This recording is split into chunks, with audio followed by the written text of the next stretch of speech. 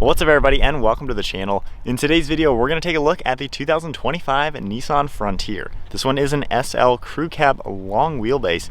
MSRP is $47,700 and it's finished off in Bluestone Pearl.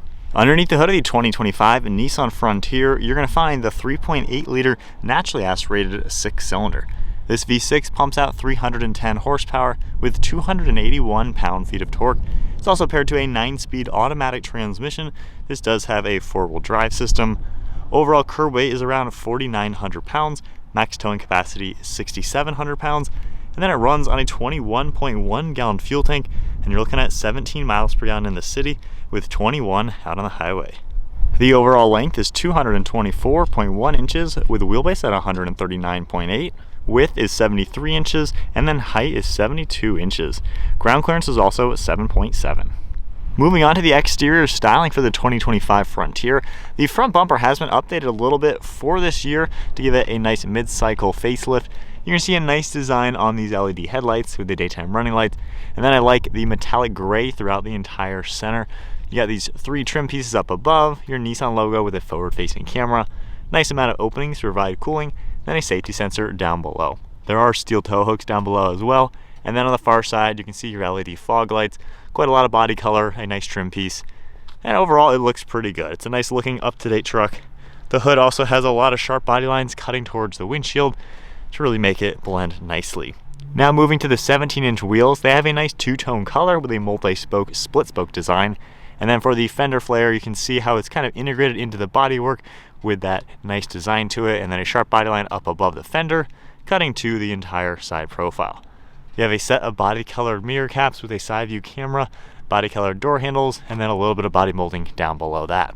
You're going to see the black trim throughout the windows to give it a nice seamless look. And then for the side profile, this is a full crew cab with the longer bed, so we have a 72.7 inch bed, a little bit longer than the standard truck. Still has a nice side profile. You can definitely tell that the bed is longer than your typical short beds that we always see on these midsize. You have a nice sharp body line throughout the bed side along with that same fender flare design. And then in back you can see the red housings for the taillights. SL 4x4 badge, Frontier is stamped into the tailgate. Then we have the Nissan badge along with the rear view camera. For the rear bumper, finished off in the body color with all of your parking sensors. You have all of your connections by the license plate, and then your trailer hitch down below that. Take a look at the key fob. You're going to get remote start, lock, unlock, and your panic button. If I go ahead and lock it, you can keep the key in your pocket. Just press that button, it'll automatically unlock. And we have a nice black leather interior for this particular spec.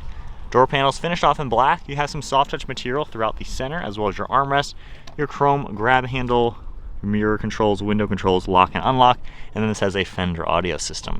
There's this smooth carbon fiber-like design trim, a little bit of storage down below, and then all power controls for the seats.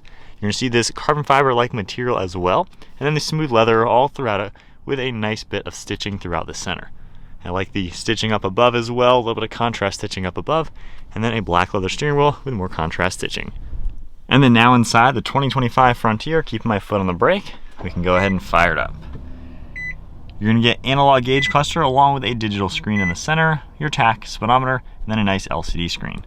For the steering wheel, we have the Nissan badge in the center, controls on the left side for Bluetooth and audio, and then we have all the cruise control over on the right side.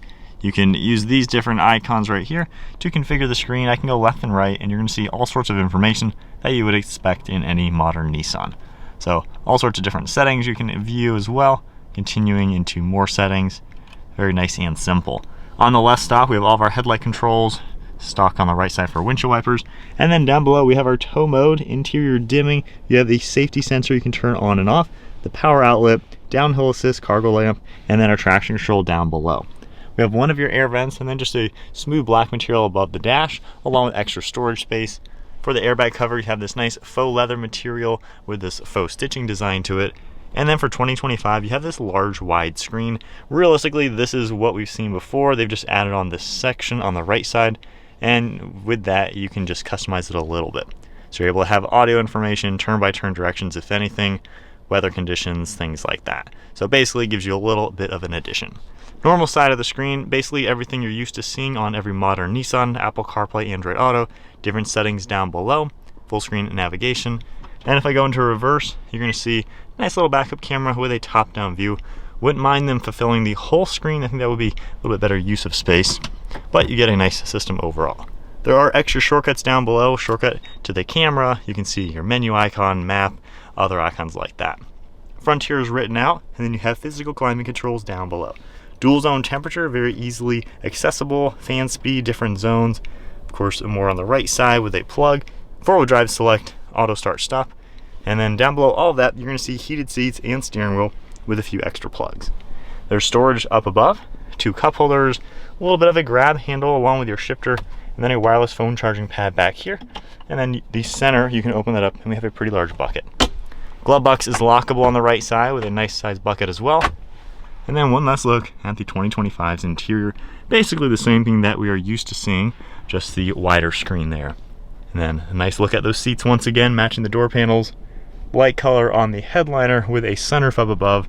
You're going to see a manual sunshade, controls up here for the glass itself, dome lights up above, and then we have a nice small sunglass holder with a simple mirror along with garage door buttons underneath. Onto the rear seat space. If I grab the door handle and open it up, the door panel is finished off just like we saw up front with the soft touch material for the padded armrest as well as this door insert. Got a little bit of storage in here, and then the same leather material for all of the seating surfaces. This can seat 3 people as well. For the center, if you pull this down, you do have an armrest along with 2 cup holders, and then down below the only amenities are the few plugs and then storage behind that passenger seat. You're going to get a manual sliding rear glass window, and then if you pop these with the headrest down, these will fold nice and flat, giving you a little bit of cargo space. There's just a little bit of room behind there as well, and then you can pull this lever up and then pull the whole bottom up, and you're going to get the Fender subwoofer back here, and then a ton of hidden storage space underneath the other seat. So pretty useful as well for people as well as some cargo. Hopping into the back seat with the Nissan Frontier. So I am 5'11". I have the driver's seat set at my height. To be honest, this is probably the most cramped midsize vehicle with a crew cab. I am pretty cramped back here. The seat backs are straight up and down. The seat bottoms are very short, and as you can see, my knees are pretty up high and they're touching the seat in front. So honestly, pretty cramped for a grown adult. Headroom is almost decent. My hair is kind of touching. Not something I'd want to be back here too long. It'd be tight even for maybe car seats. I'm sure little kids would be fine who are at least not in a car seat. But overall, this is on the cramped side. It's still doable if needed. But a truck like this, I'd say, is more for just storage and stuff in the back. Not really the ideal family truck. You're gonna want to tighten if you're really gonna put grown-ups in the back. Moving on to the bed space now. If you grab the handle, this does have a soft open. It'll nicely open like that. This one has a full spray and bed liner. You're gonna see the LED lights as well as the 3 aluminum rails to add those different tie downs, which is a nice touch. There's also a hook in each corner, and then you're gonna get a plug on this back side as well. And being the longer bed, definitely no shortage of space. This is gonna be really easy to fit 2 dirt bikes, almost with the tailgate all the way up. So certainly more usable if you're gonna use this as a work truck versus just family stuff. Tailgate doesn't weigh all too much. We can easily close it up. All right, so setting off now in the Frontier. So this truck, some of the basics about it, it's gonna drive a little bit more old school than your typical competition in this class. You know, the Tacoma, the Ranger, the Canyon. This has the standard old school V6. It has very heavy steering, and it's just kind of a simple truck overall. Nissan really hasn't done anything drastic over the years, even with this minor facelift for the 2025. But when you're driving it, I mean, you have a pretty good ride height, you have a good view around, really good visibility. The windows are pretty large on the left side. Visibility over your left and right shoulder is what you would expect. It's really easy to see around in any mid-sized truck. So really no complaints with the normal driving. The suspension does seem to absorb the bumps really well. So it's a comfortable, pretty nice place to be. I wouldn't mind a little bit more adjustments for the seats. They do feel a little flat for my particular taste, but there is still good padding in them to make them just feel very normal. So if you just want kind of a simple, normal, old school truck, the Frontier is the last truck available. Really nothing is like this anymore. This is basically what the other competition used to be. With that said, with the V6, it does give you a lot of power overall. Stepping on it, I mean, it carries the speed nicely. You just have to drive this in a bit different way comparing it to the turbocharged 4-cylinder competition. You really got to lay into the throttle and use the revs and really get up there in the throttle. So if I go from a standstill, I mean, you really got to punch it to get moving. Half throttle, I'm not really getting any power until finally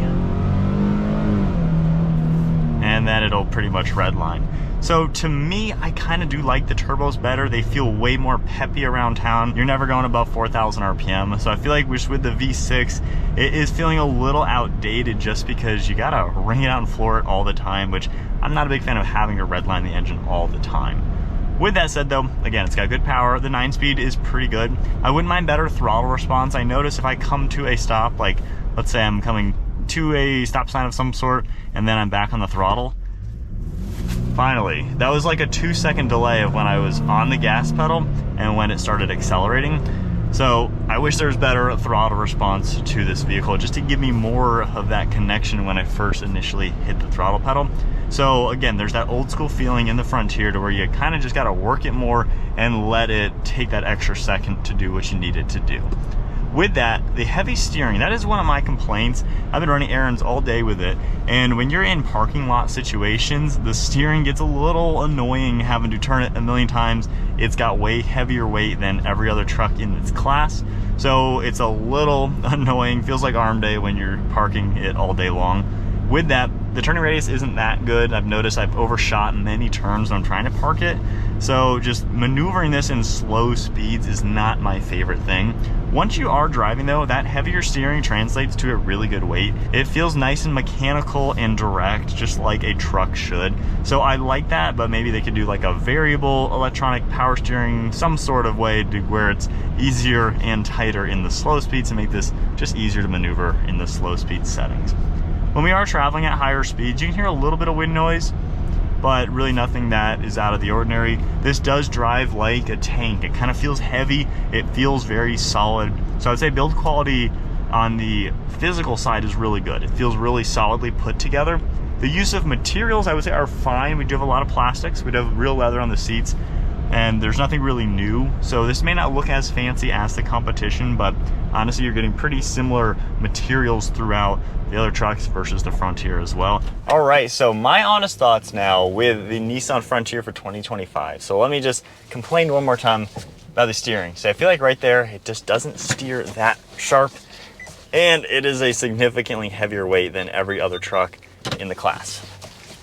So I don't know, I wouldn't mind a tighter turning circle. This is a 3-lane wide and I could do a nice 3-point turn. If this was a normal 2-lane wide road, you know, you're not doing a 3-point turn. So it's been a little challenging just getting in and out of parking spaces all day long. I went to like 10 stores today. So that is probably just my one complaint, along with a throttle response.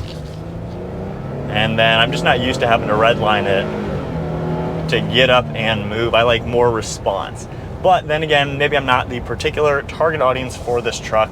I think the new Frontier is for the buyer who honestly doesn't like the 4-cylinder trucks, who is not interested at all in those new trucks.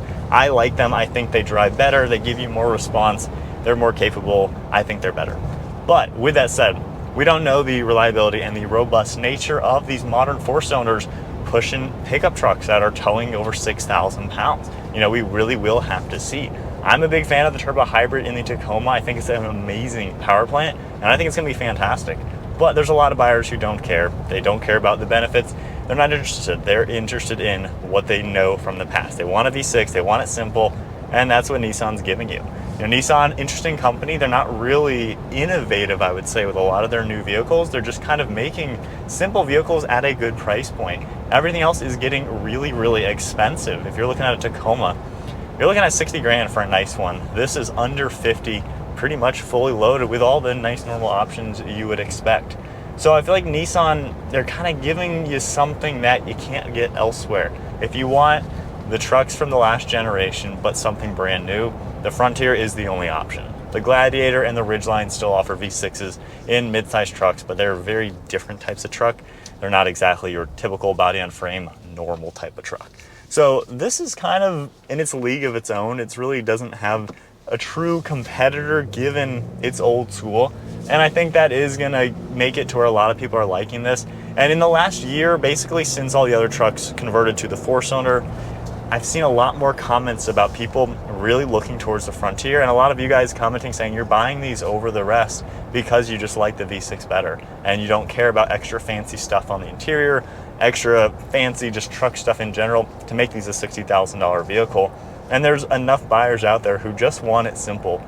and it's nice that Nissan does offer that. But overall, ending thoughts with the 2025 Nissan Frontier. If you're looking for an old school, simple, reliable truck without breaking the bank, this is the truck for you. This is gonna get the job done. It's gonna be very capable for the utilitarian stuff, for the family activities. It's a fine daily driver, just a little heavy on the steering, not the best turning circle, and you really gotta mash the gas to get the power out of it. But then again, that's what the more old school trucks are about. The new stuff is a lot easier to drive, more maneuverable, and not everybody likes that. People like the old, simple, reliable stuff, and the Frontier is offering that. So that is it for the 2025 Frontier. If you enjoyed the video, give it a thumbs up and hit that subscribe button. Stay tuned for plenty more content, and I'll see you guys in the next video.